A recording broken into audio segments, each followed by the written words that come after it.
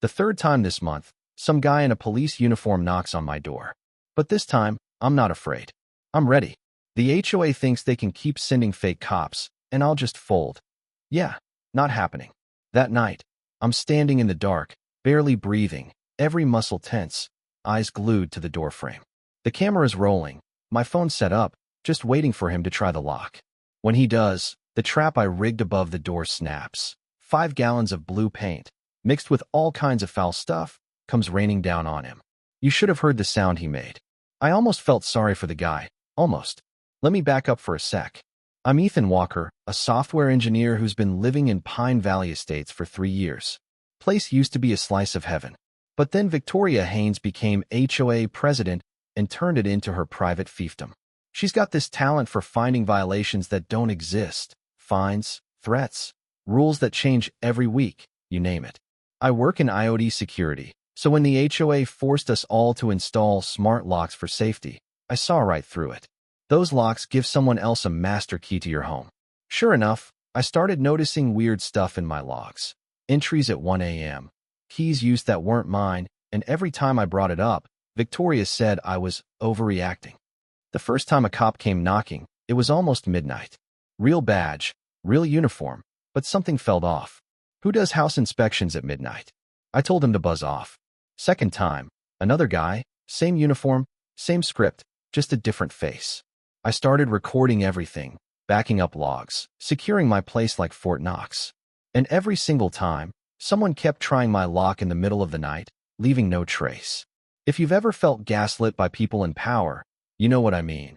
Like maybe you're the crazy one, not them. So I set my little trap. Paint, manure, vinegar, straight out of a Looney Tunes episode. The plan? When the lock gets turned with an unauthorized key, gravity does its work. Sure enough, 1:07 a.m., I see a new face in a police uniform, fiddling with some device on my lock. He slides the key in, twists it, and splat. Blue and brown sludge everywhere.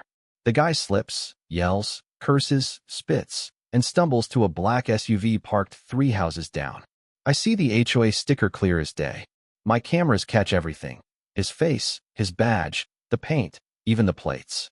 If I ever doubted this was systematic, now I knew. They weren't just harassing me. They were coming in my house, whenever they wanted.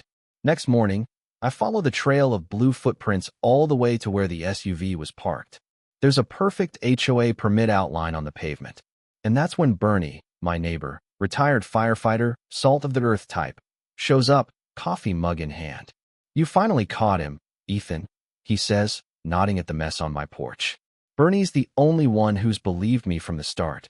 Everybody else, well, let's just say Victoria's been running a PR campaign to paint me as the town loon.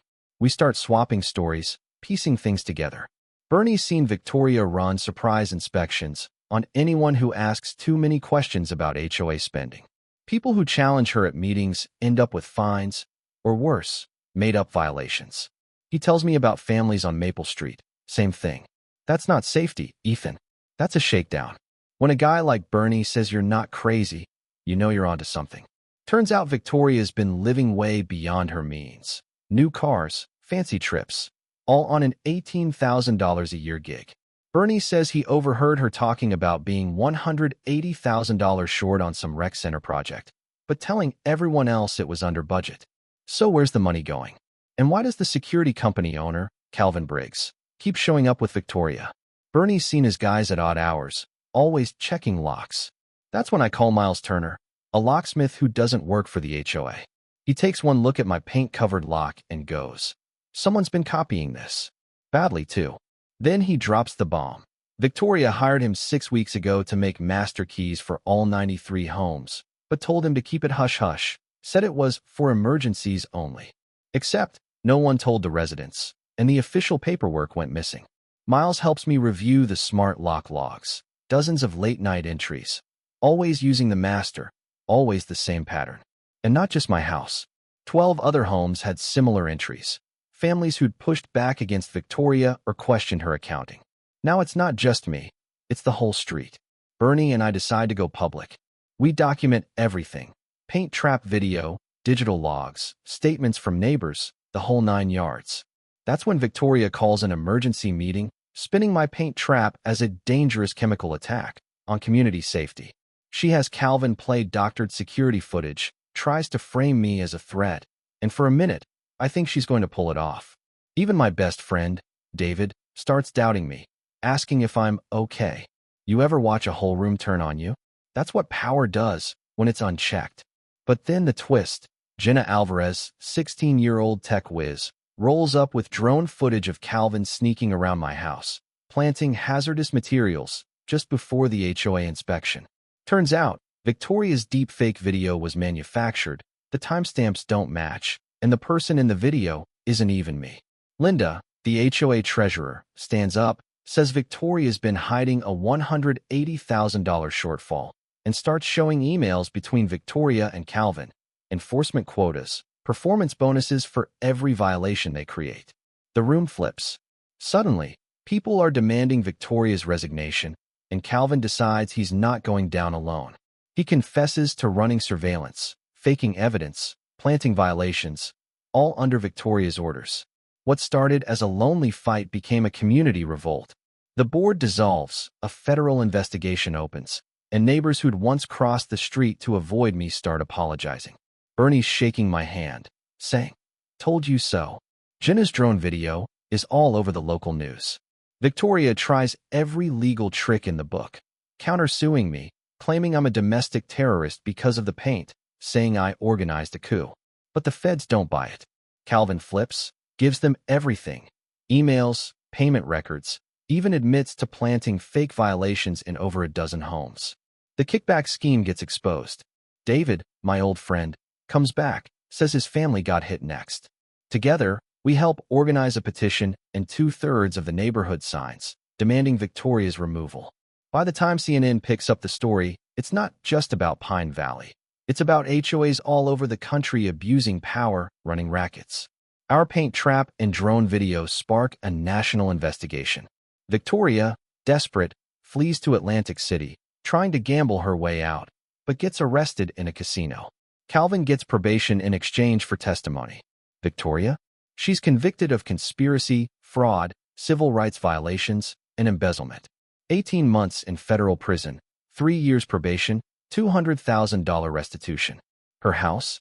Auctioned off to pay back the family she robbed. Pine Valley changes its name to Liberty Estates.